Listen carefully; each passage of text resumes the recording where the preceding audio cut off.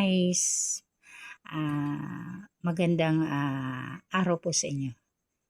And magdi-DIY po tayo. Ito pong bote po ng alak ay napulot ko lang po ito sa basurahan, pero nilinisan ko na ng maigi. Pero hindi ko na po sa inyo na ipakita. Pero ang ipapakita ko po sa inyo kung ano po ang pwede magawa natin dito sa bote. And then the side ko naman po ito, yung dati ko po itong stand po ng aking cellphone, kung saan minsan ako po ay nagbibideo, ginagawa po siyang stand ng cellphone. Kundi dito po sa dulo ay nasira na po. So itinabi ko lang muna. And then after that, nang may naisipan ako magandang paraan, inalis ko na lang po yan. Hindi ko na po rin pinakita po sa inyo kung paano ko po inalis dahil sabi ko mas better na ganito na lang muna, no. Yan. Dahil po sa meron po ako nagawang pwedeng gawin nating DIY. Meron po ako ditong mga hairband, mga sari-sari pong hairband. Ito po ay mahilig po akong bumili and mag-order. Yan. Ito galing po itong TikTok. Ito naman galing pa itong Malaysia. So sa dami po nitong mga herbal, ang iba po pinamigay ko na po talaga. So ngayon, ang gagawin po natin para may pakinabang rin po itong ating stand po ng cellphone. Ang gagawin ko po sa kanya ay ipapasok po natin dito and nakaganyan po yung style niya. So, dahil sa meron po siyang tatlong kamay, yan, tatlong siyang kamay, ilalagay po natin tong mga hairband. Yan. Pwede rin po ninyong gawin to sa bahay ninyo para may ideya din po kayo. Para hindi po magsabog-sabog ang inyong mga hairband. Pagka once na wala po kayong malalagyan, pwede ho pala natin gawin yan. Ideya o DIY. And dito, ipapaikot mo lang yan. Kung anong gusto mong hairband, di ba? Madali lang.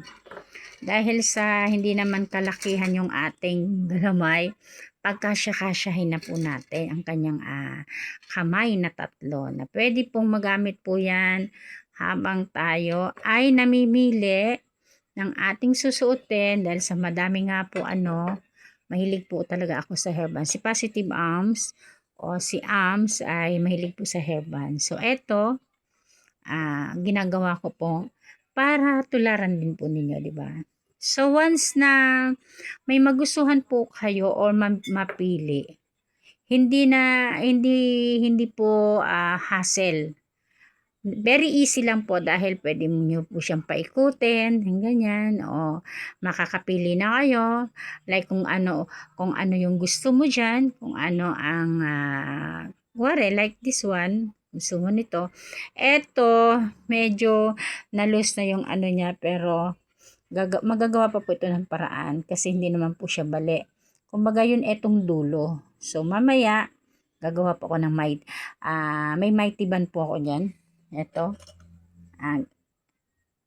Gagawa po natin ng paraan para magamit pa. Pero ang higit sa lahat, ito po pala ay okay lang. Huwag niyo pong itapon mga guys. Any kind ng bote meron po kayo, empty bote. Pwede po pala. Yan. O di, may ideya na ho kayo, di ba? Yan. Maganda na po ito bilang nyo po sa bahay ninyo. And then, kahit saan na place, pwede nyo pong ilagay. So, dahil sa ako ay meron po akong sariling pwedeng paglagyan. Ayan. Pwede ko po siyang ilagay dito sa kanto ng aking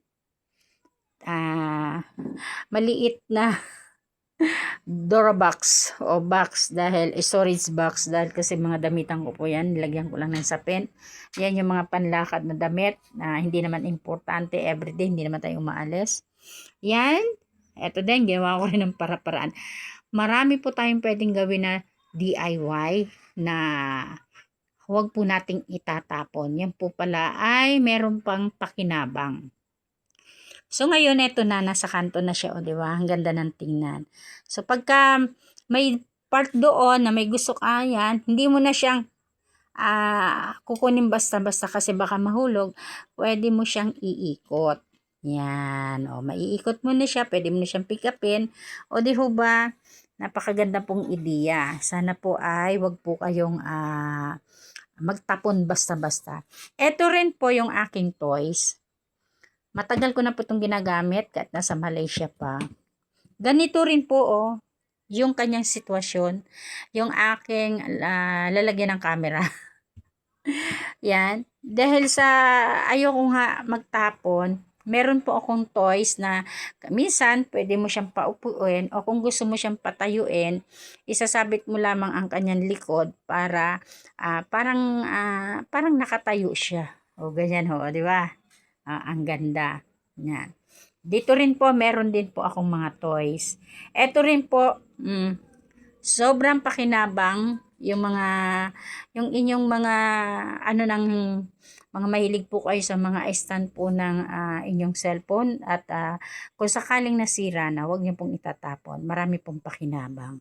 O yan, ginawa ko na siyang patayuan ng aking toys ng aking puppet. O di ba? Maganda na po yan. Gayahin din niyo po guys para maging creatable po kayo sa inyong bahay. Marami pong bagay na pwede po nyong gawin. Yan, gaya niyan. Ito, DIY din to. Nabili ko itong one set sa Japan Surplus. Bumili po ako ng bulaklak. Ito po yung dahon po ng palmera namin dyan sa labas. Nakyutan ako, hindi ko po tinapon, inilagay ko po dyan, di ba? Ang cute. Kasi maganda rin siyang tingnan. So marami po tayong pwedeng gawin na DIY na wag niyo pong itatapon, pwede niyo pong i-recycle. Ayan po, basta sa atin, madali lang po mag-create and tingnan po ninyo kung ikagaganda. Diyan. Ito like nito, napulot ko po ito sa tabing dagat ng mga batong-batong to. And ito po ay kasama po dito sa binili ko. Ngayon, ginawa ko, pinagdikit-dikit ko sila. Kumbaga, ito na layer-layer na yan, hindi po yan talagang ganyan. Separate po sila, pwede po sila matanggal. Ngayon, sabi ko, mas better pang idikit ko sila para maganda. And nakakita po ako ng mga bato po sa tabing dagat. Yun po ang ginawa kong parang siyang ang tawag yung display. O, di ba? Maganda. So, bahala na po kayo. Marami pong pwedeng gawin na gaganda ang bahay ninyo. Mahilig po tayong gumawa po ng mga bagay-bagay na wag nyo lang basta itatapon. Sayang din, di ba? Yan. Thank you so much sa mga nanonood po. And sana, kayo rin, magaya nyo rin po yung ginagawa ko. Thank you sa panonood nyo po sa akin and support. Bye-bye.